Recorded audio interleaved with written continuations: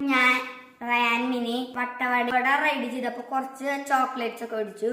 അപ്പൊ ആ ചോക്ലേറ്റ്സ് ആണ് നമ്മളിപ്പോ അൺബോക്സ് ചെയ്യാൻ.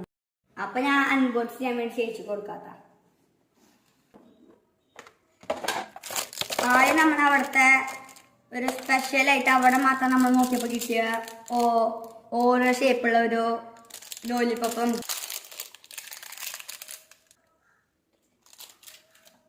സൂപ്പർ.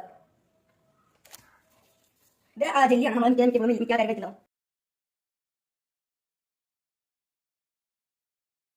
മൂന്നാറ് ചോക്ലേറ്റിന്റെ അവിടെ